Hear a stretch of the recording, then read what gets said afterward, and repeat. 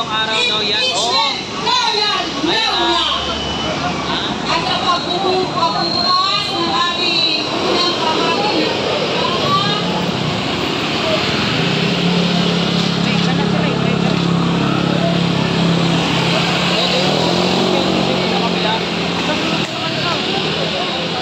Iba-iba, Ma'am Lilia Martinez, shoutout.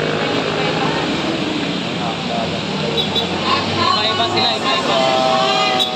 Ang organisasyon banay na magre-rehistro sa Senado ng pagkukulang at impeachment trial ni VP Sara Duterte. Ang ating panawagan, konstitusyon iwanan, impeachment trial, now na! Sara Duterte, PTC! Sara Duterte! PTC! PTC! Sara Duterte! Chief Escudero, igalaw ang baso! Chief Escudero, igalaw ang baso! Chief Escudero, igalaw ang baso! Chief Escudero, igalaw ang baso! Cheese. Dalawa daw ang baso, cheese. Ano tumama po ito? Hindi ka taga-Senado. Ganda naman to. Cheese, dalawa daw ang baso.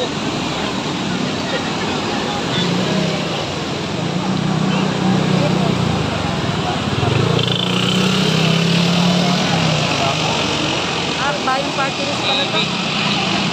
Bayang party list. Dalawa daw ang baso.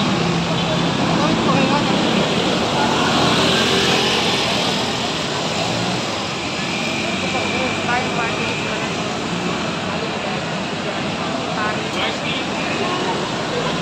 Yun, shoutout sa'yo. Magandang umaga. Sa kilos protesta at pagsisilong na to, nandito ang mga kasama mula sa daigdig, Pilipinas! Kasama natin ang alyansa ng Samahang Pantao.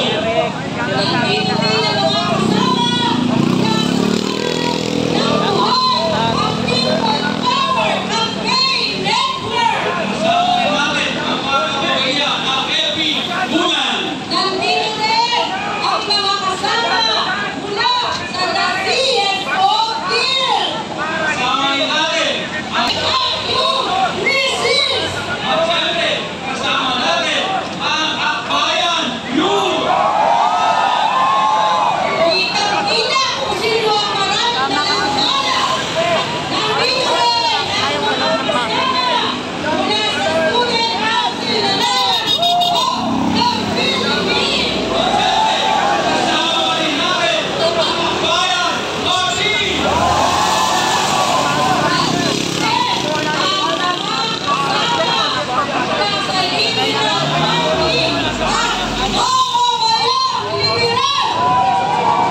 Kasama rin natin ang Magalo Party.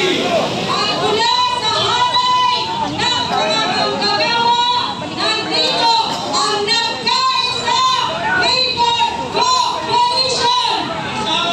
ngayon ang Kalipunan.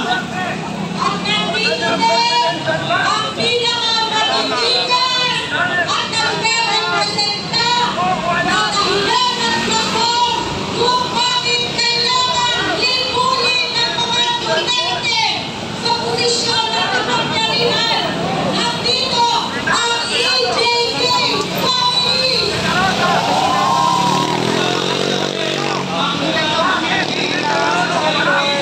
Ang una, ang tatlong grupo na impeachment. At nandito rin ang isa Gabi, ang bilis nito talaga. ng hustisya at pagbabago sa ating lipunan. Ginagawa kasama natin regional leaders. Maraming kulang ngayon sa Senado. Ito ay dapat inaaksyonan agad at walang paligoy-ligoy.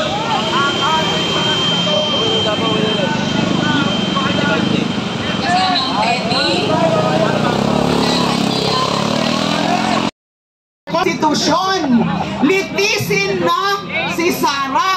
VP Sara. Yung issue tungkol sa pwede pa ba? Kasi nga patapos na daw yung 19th Congress at susunod na yung 20th Congress. Pwede pa. At least umpisahan nila ang panawagan natin, umpisahan na ang paglilitis. Matapos mayan o hindi, dito sa 19th Congress, dapat umpisahan na. At uumpisahan ito sa pamamagitan ng pagko-convene mismo ng Senado bilang impeachment court. Manumpas sila bilang senator judges. Bago pa man gawin nila yung mga preliminary matters like issuance of the summons, tsaka yung pagpapasagot kay VP Sara as respondent, tsaka yung pre-trial, dapat manumpa muna. Kung pwede ngayong araw na, kung pwede ngayon na, o kaya at the latest sa Miyerkules, June 11, mag-convene na kayo. Litisin nyo na si VP Sara. Tingnan nyo yung ebidensya. Hindi yung ganyan. Grabe yung pagpapalusot nila. Sundan ko rin yung sinabi kanina ni Paeng na yung tungkol nga dun sa sinasabing timeline ni Senator Francis Tolentino. It is a joke. Ano yan lalong linoloko tayo Inupuan nila ng halos 4 na buwan, tapos sisiksikin nila yung proseso, yung proceedings. Imagine, bibigyan lang ng 2 araw ang prosecution, tsaka yung defense, para magpresenta ng kanilang ebidensya. Ano yan? Kahit sino ang litigator, kung sino ang abogado, tanungin nyo na sanay sa mga kaso, sa mga trial, hindi po yan reasonable. Pinipilit nila yung ganyang schedule. Kasi nga, gusto nila, yung para bang matapos ka agad, para sa akin, nakakakaba yun Kasi imagine 2 days lang.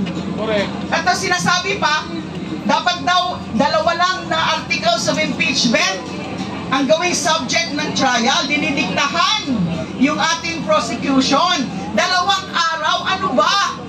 Isa sigurong testigo lang ang pwedeng ipresenta sa 2 araw. So yan ay malaking kalokohan, niloloko na naman tayo. Yan ang tinatawag ko na recipe for railroading. Gusto siguro nilang i-railroad yan. Dahil nga, para kaagad sila ng kanilang hatol na siyempre ang tatargetin nila yung mga kumakampi kay Duterte ay yung acquittal. Ang panawagan natin ngayon, umpisahan na yung mga proseso. Matapos man yan o hindi, pwede pa po sa next Congress. Mali po yung mga interpretasyon nila Attorney Tolentino, nila Senator Tolentino at ni Senator Bato de la Rosa na hindi na daw pwede sa susunod na Kongreso. Mali po. So ngayon nakita natin, dahil maraming grupo na yung nagsalita, nag-issue ng mga statements, ayan, medyo tingnan natin kung anong gagawin na nila ngayon. They are already cowering, backing down. Ito nga po, hanggang Miyerkules po, dapat patuloy-tuloy lang po ang pagkalampag natin sa Senado. Huling, ano na lang po, isigaw natin, litisin na si Sara Duterte. Ngayon na! Litisin si Sara Duterte. Ngayon na! Maraming salamat po.